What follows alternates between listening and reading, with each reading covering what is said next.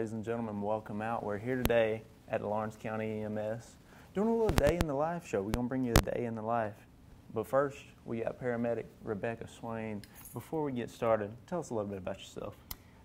So I born and raised McRae, Georgia. Okay. I went off to college in Statesboro, got a degree in biology. Gotcha. Decided I wanted to do something in the medical field. So I started looking around, seeing what kind of entry jobs there were around this area, Right. other than RN, because I just wasn't interested in that. Sure. And I saw one of the local colleges was having an EMT program, so I jumped in that. Okay. I got real passionate about it, Yeah. really liked it, and I wound up going all the way through the basic EMT to paramedic level. And then I got hired on here at Lawrence County, There you go. and been here about 5 years. Got you. Tell us about those 5 years. How's it been here? It's good. Some days are rough, and some days you learn something new. It's interesting. Sure. You feel like you did something that helped somebody, and There you go. yeah, it just really depends. Yeah. So what is it about what you do that keeps you coming back, that you love doing? I guess it's the diversity. Right. It's not just a regular sit down at a desk job Sure. where you're doing the same old. You come into work and you have no idea what you're going to do Yeah. that day. It might be an easy day where you kind of just sit around and maybe you do like one diabetic call, or it might be wrecks. You might have a cardiac arrest. It could go anywhere. You have different age group patients. Got you. It's mainly the diversity. You never know what you're going to get into, and a little bit of adrenaline too. Right. Sure. Yeah. A lot of adrenaline. For sure. And like I said, we're calling it a day in the life. But like you said, you have so much different, like a diversity. Your day can be so different. But try to walk me through a day. What would a day be like for a paramedic on any given day? On any given day. Sure. Okay.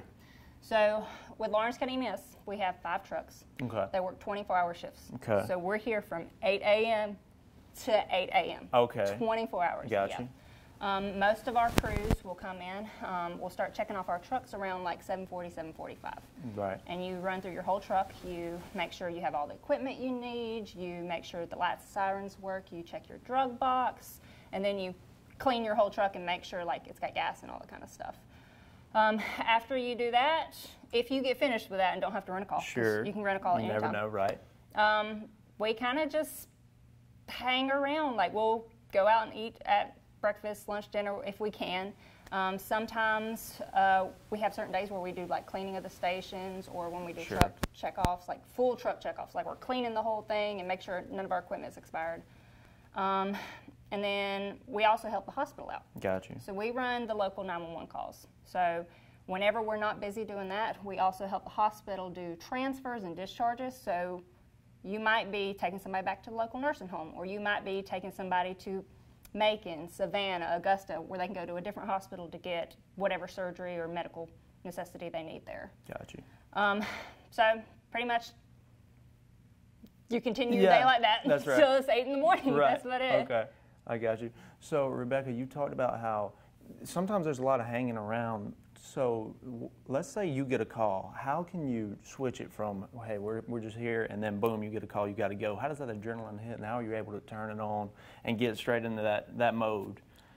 So the person that takes your 911 call is a dispatcher. Okay. They listen to it and decide who you need, whether that's law enforcement, fire, EMS, and then they determine which squad is closest to you. Got you. And they send out this tone, and I don't know if you're going to get the chance to hear this tone, Okay. but it is a loud, shrieking noise that gives us PTSD. Okay. It, I got it you. goes off. So if you're at the station, you can hear it on your portables. We actually have radios in the different stations Gotcha. that'll go off, and it is a screeching noise that wakes you up and gets your adrenaline going so you're ready to go on your call.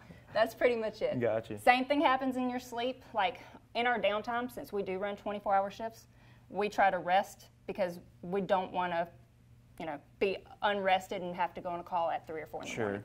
So when you're in your bedrooms, that sound will wake you up. So you come shooting up from your sleep, ready to go do your calls and stuff like that. Gotcha. But yeah, that's pretty much it. It's that tone, that PTSD. It gets your adrenaline going and gets you ready for your call. I got you. So 24-hour shift, are you here for 24 hours? Is that what you're saying? So Yeah. you're sleeping here as well? Yeah, so we have, with those 5 trucks, we have 3 actual stations in Dublin. I got you. This is one of them. Yeah. There's actually 5 bedrooms here. Okay. There's normally 2 trucks that run out of here, and each truck has 2 partners on it, okay? Gotcha. So they have their own bedroom. They can sleep anytime when they're not on a call. Right. And then we have another substation that is in East Dublin, and then we have another one that's near Claxonderry Road. And the Claxonderry Road also has 2 trucks that run over there. So you normally, at each of your stations, you have your bedroom. So you just kind of chill there until call drops. Yeah. So you have those 24-hour shifts. How many days in between are you getting off? How long would you get off before you go 24 hours back to another 24-hour shift? You asked that. We have a weird chevron schedule right now. Okay. So some days you'll have 3 days off. Right. Some days you have 2. Some days you have 1. It really just depends on, I don't know if you've ever seen a calendar. It's like the chevron shape on a calendar. Okay. I think I'm getting it. I'm getting it, yeah. So sometimes you'll work your 24, you'll be off from 24, and you're back for 24. Got you. Wow. So it really just depends on our schedule. For sure. Ladies and gentlemen, this is Rebecca Swain here, paramedic. We're going to try to bring you some of the days, a day in the life here with EMS, but first we got another interview. Hang with us. Allen's Heating and Cooling is your licensed Amana equipment dealer. Trust Allen's Heating and Cooling to install and service your heating and cooling unit. Allen services all brands, and with the purchase of a new Amana, offers a lifetime compressor warranty. Call Sean Clark or any of his friendly staff at Allen's Heating and Cooling, your Amana dealer. Amana lasts and lasts and lasts. First Lawrence Bank invites you to experience banking at its best. Whether you have personal or business needs, we're a full-service bank big enough to handle all of your banking needs and small enough to provide you with that personal touch you've grown to expect from a community bank like First Lawrence Bank. Looking forward to your future. That's First Lawrence Bank in Dublin and Dexter, member FDIC. Ladies and gentlemen, we're back, and now my cousin in the house, Miss Riley Cameron. Tell us a little bit about yourself. So I've worked at Lawrence County EMS for 2 years. I got my paramedic earlier this year, and this is pretty much all I do. I got you. So tell me about that process of getting your paramedic. So to get your paramedic, you have to go through an EMT class.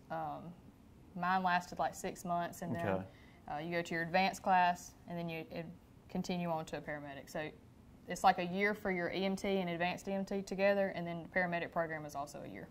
Okay. Now, where'd you take those classes at? I took the EMT and advanced EMT here in Lawrence County. Our service actually does a class on its own. Okay. And I took my paramedic in Vidalia. Got you. Now, how long have you been with Lawrence County EMS? 2 years. Okay, tell me the whole about. time. Okay, got you. Tell me about those 2 years. It's been great. Every day is always fun. You never have no idea what to expect when I come into work. So it's fun. Hey, yeah, that's what we're talking about. All that diversity. Yeah. Now, tell me. Let's take it way back. How did you know that? Hey, this is what I want to do. How did you get into this at the start? I really had no idea. I was working at the hospital, the local hospital in the ER, and my dad's a first responder. He's a firefighter, so I've always kind of been like involved in the first responder life. Sure. And my dad actually took the EMT class here, and he mentioned it to me, and I really didn't have anything else going on. I said, why not? And I tried it, and as soon as I spent my first clinical day on the truck, fell in love with it, and I just decided that's what I wanted to do. Awesome, awesome. So your dad, I'm sure you have a lot of questions for him, and he's helped you along the way. Yeah, we bond a lot over between the public service in general or the medical stuff. He's not involved in the ambulance side or the EMS side as much, but he does have some knowledge, and we do help each other out, bounce ideas off each other. I got you. So now I asked Rebecca about a day, and I know it's so tough, but sort of walk me through a typical, I guess you could say, a typical day here at Lawrence County EMS. So we get here 8 in the morning, or a little bit right before 8. You come in, you check your truck off, you go through all the cabinets, all the bags, make sure everything's on the truck that you potentially could use on a call, and we wash the trucks every day. We make sure they're clean and presentable for everybody, make sure we have all fuel and all the fluids in the truck are in there. And if you can get through all that without being interrupted by a call or anything else, then we go get breakfast. It's my favorite part of the morning. Awesome. Get breakfast. And pretty much we'll either come back to the station, might do some training, or we like to call it day room talk, where we just kind of talk about our calls and stuff and like how we learn from each call. And we'll sit in the room with like the other medics and the older medics, and that's another fun part of the day. Yeah, I imagine. And run calls in between, and pretty much it seems like a lot of hanging out, but there's a lot more to it. For sure, yeah. And at some point, maybe get a nap or go to sleep. Yeah, maybe. Maybe. So in that 24-hour shift, how many calls are you getting? It varies. So since we have 5 trucks here, I think average, probably safe to say, would be like 6 to 8 or 9 calls per squad. So Gotcha. we run like 30 to 50 calls a day. Wow. Around here. Oh, wow. Ladies and gentlemen, we're going to try to bring you some of that paramedic experience here today. We got a couple with us. They're going to run us through some demonstrations and everything, so hang with us. It's a day in the life of an EMS worker. Hi, I'm Kyle Gerard with A+ Garage and Overhead Doors. We're excited to announce our new company that we've started. We can provide for all your industrial and residential garage door needs. We can sell you new ones. We can also service the ones that you have. We're a complete dealer of all garage and industrial door needs. So give us a call at 478-676-2661 or come see us at 371 Georgia Highway 338 in Dublin. Look forward to doing business with you. You've dreamed about the perfect house, a place to call your own, and a place to not only stretch out, but to grow. Auto Owners protects your house because to you, it's home. That's simple human sense. Ask Curry Maffett Insurance in Dublin if Auto Owners makes sense for you. Happy to help, man. I was just over there talking to myself anyway. Okay, so we're going to kind of just give you a demonstration of what normally happens on our call. So that PTSD tone sound, and the dispatcher tells us what we're going to. Normally, they'll have a decent amount of information, like they'll have the patient's age. If they know exactly what happened, they'll tell us, like maybe they cut themselves, maybe they just passed out, maybe it's a diabetic problem. They'll tell us all the information that they have, and they'll give us an address to respond to. When we're in the city, a lot of times it'll just be our ambulance, me and her, by ourselves responding to something.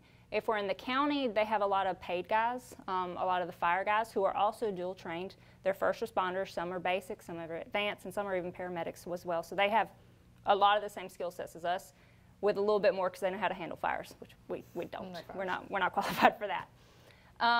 So they'll get dispatched to stuff in the county as well. So they'll show up, and sometimes they can give us a better understanding of what we're going to while we're on the way there, if we need to speed up, if we need to bring specific equipment inside, stuff like that.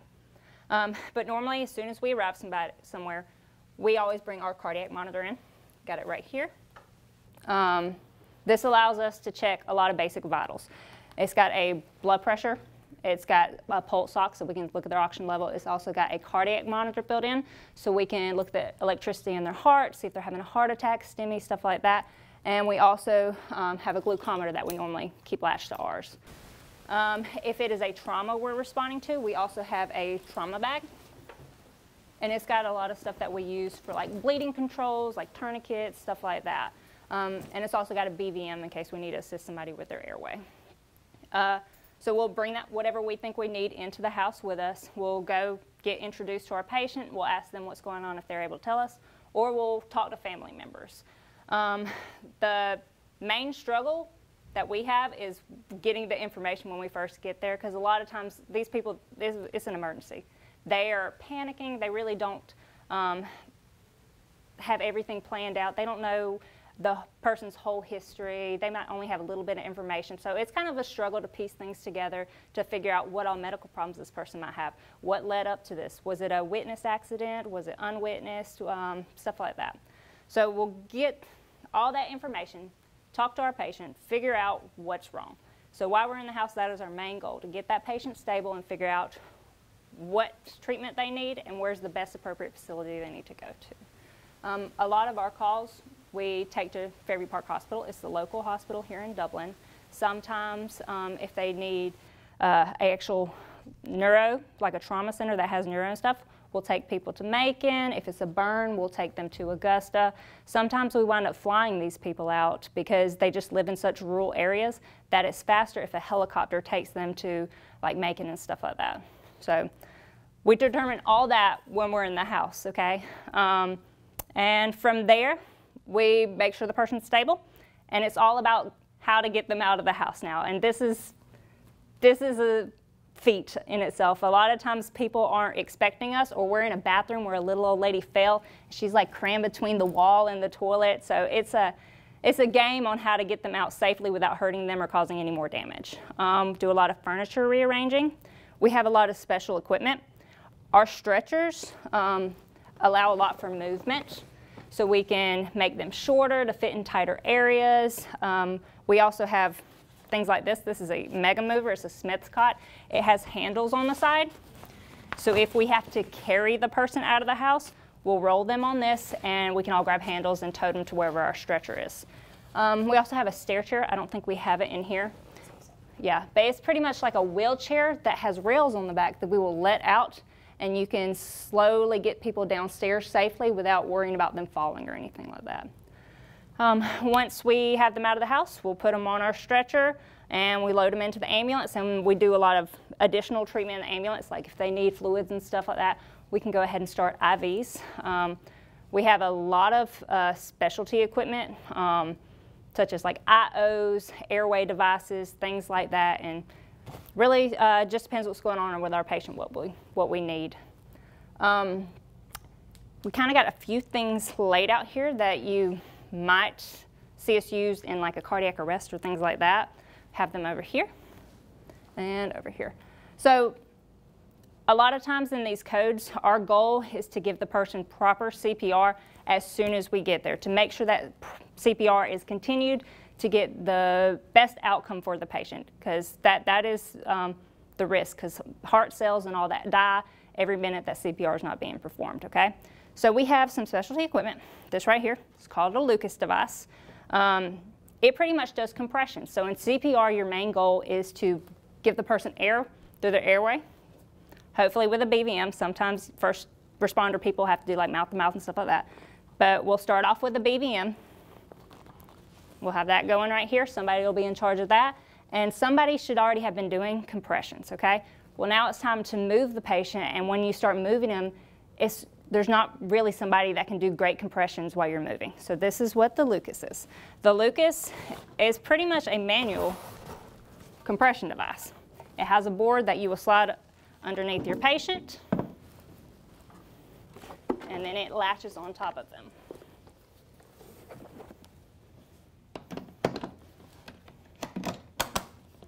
All right, once you have this on it, you'll turn it on, and it slides down a plunger that goes on the person's chest. And then you turn it on, and you'll see that it can do compressions. Let me get on the other side. So while it's doing compressions, we can be moving the patient around, and we don't have to worry about them. Don't even move. Yes, it does not move. They will get proper compressions the whole time. And it's set up to stop whenever you need to get the person breath. So we'll have somebody ready to get breaths whenever that happens. So it's one of the newer devices that we have.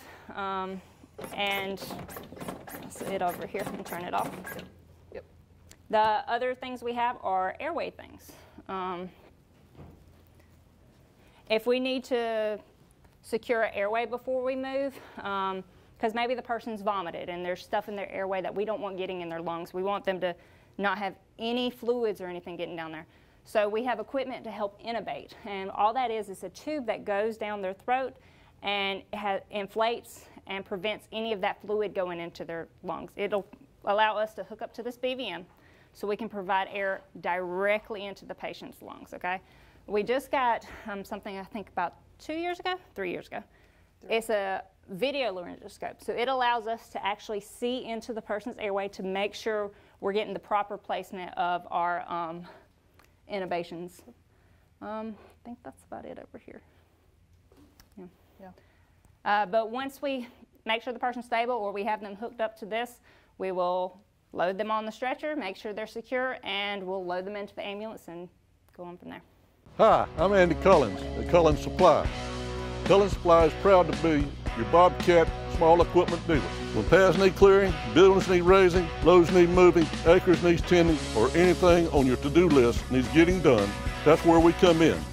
Bobcat makes the best equipment to complete the toughest jobs imaginable. Come see the full lineup of Bobcat compact equipment at Cullins Supply and Engine Service, located at 910 East Jackson Street in Dublin or 826 South Harris Street in Sandersville.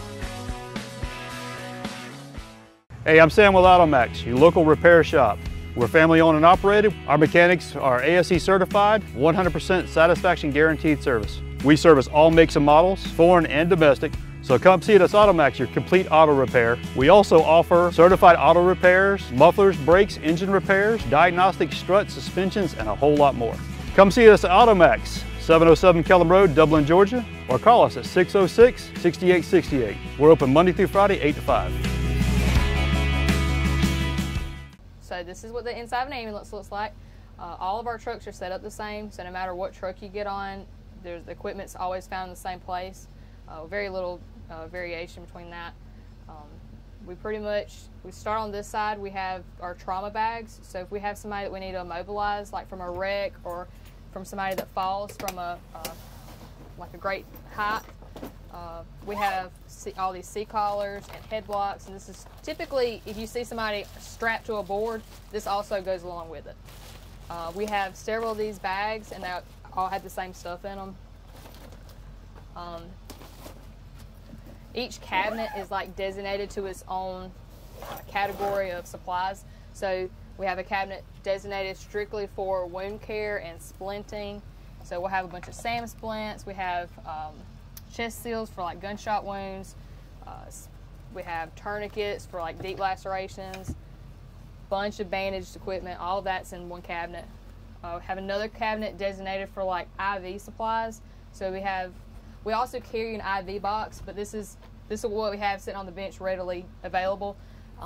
But sometimes we use all of that up, and this is an extra one, and it just has 10 times as many as the little box. We have a cabinet that's designated for our pediatric and OB equipment. So we have straps for our small patients, since obviously the stretcher straps are way too big. We also have OB kits because we go to a lot of pregnancy calls, and might have to deliver a baby. We also have burn sheets. Also, all of that is thrown in a cabinet. Have an extra cabinet for linens and everything. So after one call, we strip everything, get the truck ready to run the next call. Then we have a cabinet full of ice packs, heat packs, sterile water, sterile saline. We have like our Tyvek suits. We have stuff for if we have to go to a mass casualty incident. That is more the miscellaneous cabinet.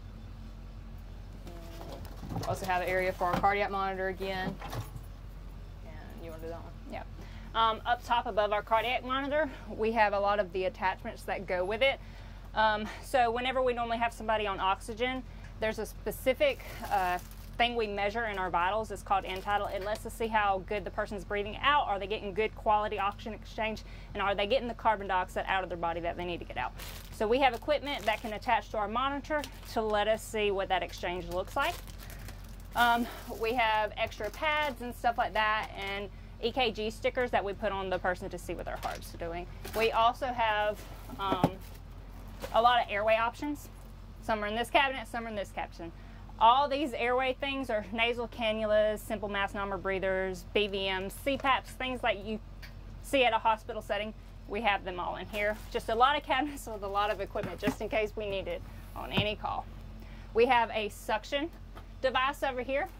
So if we have somebody that has any kind of fluids in their throat or their nose or anything like that we need to get out of their airway, we have a suction that's built into our truck that we can turn on and do that. We also have a portable one over here that we can take into the houses. On our stretchers, they lock into our ambulance, so you don't have to worry about them moving around, the person falling off. We got straps, so any turns, if we're going code 3, that's license sirens, booking it to the hospital, they don't have to worry about falling off and injuring themselves that way. We have a portable oxygen tank on our stretchers, so we can continuously give the person oxygen if they need it.